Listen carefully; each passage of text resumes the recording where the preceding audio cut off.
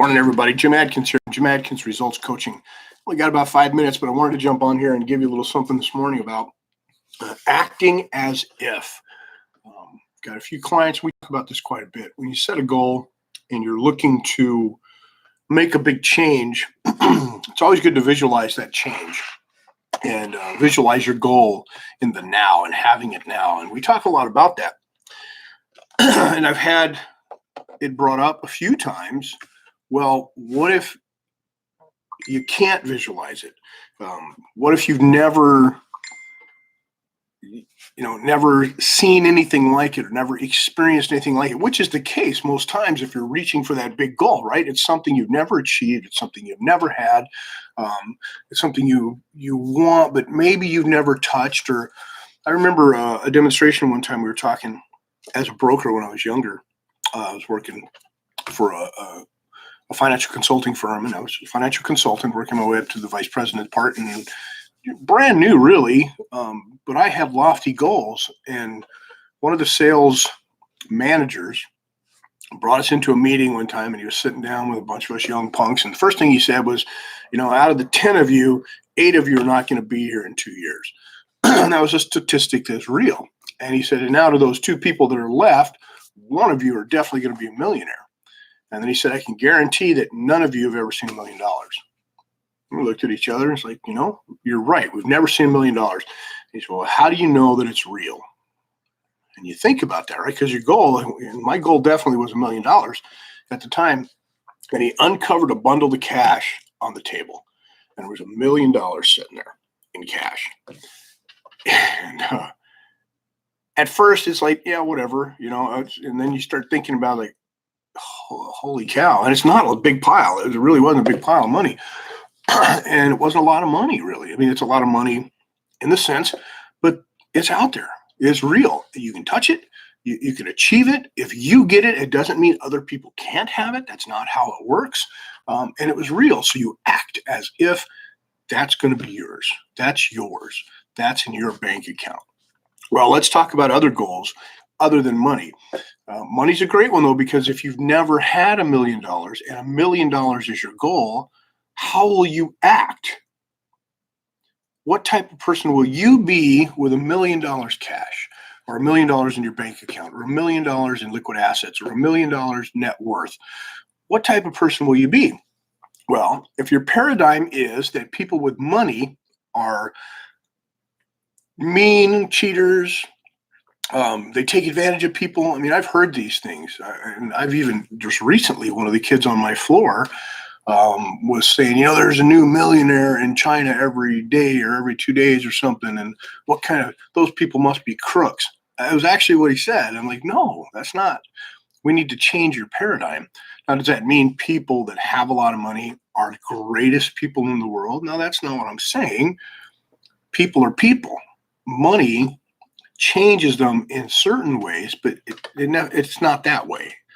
So don't think that because people have money, they're mean, rotten, or cheaters. They're hard workers, most of them. The blue jean millionaires that earn their money have done, the hard work. They put in the time, they put in the effort, they put in the goals, they've stuck to it. They've definitely made enemies along the way. Why people get jealous, they want to hold you back. And those are the stories you hear, right? You don't really get to meet the people who've been through the struggles, have come to the other side, and are still loving people. And if you do meet them, you may not even know they're millionaires. So let's not do the paradigm that way. And I know it's out there. I know it exists. So how do you act as if you don't know how?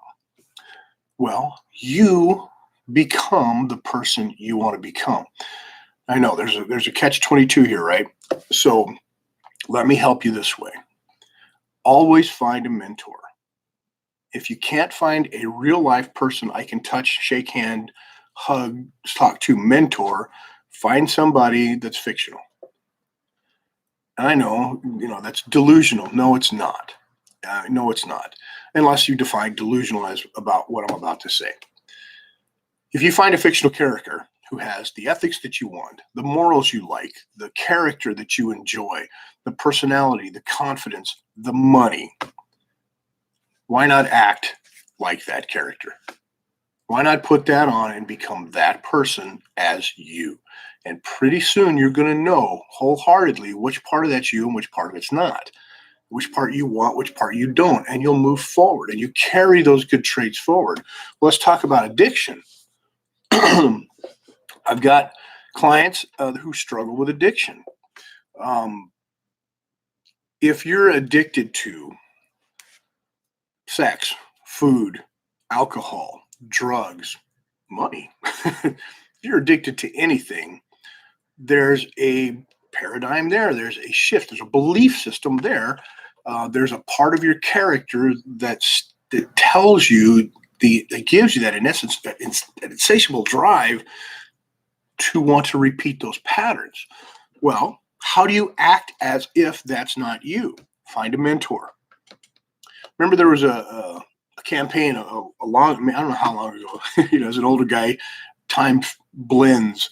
But what was it? What would Jesus do? Do you remember that? I remember kids wearing bracelets, WWJD. What would Jesus do? And it was a reminder. I can't remember if it's abstinence or drugs or smoking or whatever it was. It's irrelevant what it was. It was a good way to hold them accountable. When they started to make a decision, they would stop. And if they had a relationship with Jesus or the church or whatever it was, that would remind them, or hopefully remind them, this is not how I want to act. What would Jesus do? Or, and I've held people accountable with what would seafood do? You tell parents, or the parents used it for their kids, and the kids would be throwing a fit, and they would stop and go, what would seafood say if he knew you were acting like this? And it works. Why? Because some of them respected me enough that they would stop their behavior. And remember that seafood didn't want that. Seafood would appreciate it if you didn't act that way. And not that they love me more than the parents, because that's not what it was. The fact that it's coming from an outside source, and you guys know how that works, right? Sometimes somebody can tell you the same thing over and over and over and over, and you just don't get it. And then somebody walks up and says, the same thing, and man, it clicks. I get that a lot. Sifu says works great. Yes, it does. So act as if you're struggling with addiction, and you have the power to stop it. First of all, stop labeling yourself as an addict. That's ridiculous. An addict does what? An addict acts as if they're an addict. So the struggle continues. Stop that and reframe who you are. I'm not an addict. I am a engineer that used to drink, and now I'm this. And act like that person. And if you don't know what that looks like, find a mentor that you can model. That's one solution. It's not the end-all, be-all solutions, but it's one solution. And this question's come up a lot. So my suggestion today, or my wishful thought for today would be that if you're struggling with anything, and it can be anything, it could be reaching that little goal, and you know it's there, the reasons for it, you really want to achieve that, and you just can't find the correct actions, or you're having a hard time holding it in your head and holding it in your heart because you've never seen it before. You've never been there before. Find somebody who has. It can be real. And listen, if it's an achievable, lofty, wonderful goal, the possibility that the other people that have achieved it are wonderful people is probably pretty real. So seek that wonderful person out. Shake their hand, talk to them. People love to tell their stories for the most part. You can't ask too many intimate questions, but people love to tell their stories. So ask them, how did you, and what would you do? And this is how I'm feeling. And this is what, you may not want to open up and share everything, but talk to them. Okay. Or find yourself a fictional character that achieves that you relate to, and move forward. If you need help, I'm here for you. This is what I love to do. This is my advocation as a coach. I'm kind of an expert at this, so I would love to help you. If you think you like these videos, please give me the thumbs up. It does help on the YouTube channel. It's not just vanity that I'm asking for. It does help. So give me the thumbs up. And again, if you know somebody that could benefit from these, share the videos with them and ask them to become a subscriber. Subscribers also help this channel continue to grow. And that's what I would like to do. Okay. Thank you very much for tuning in. Thank you very much for having me around.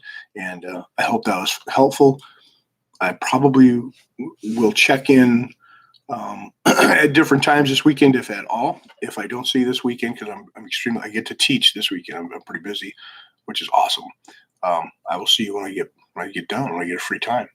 Get your workouts in, set your goals, mark them, measure them, manage them, master them. All right. On your mark, get set, grow.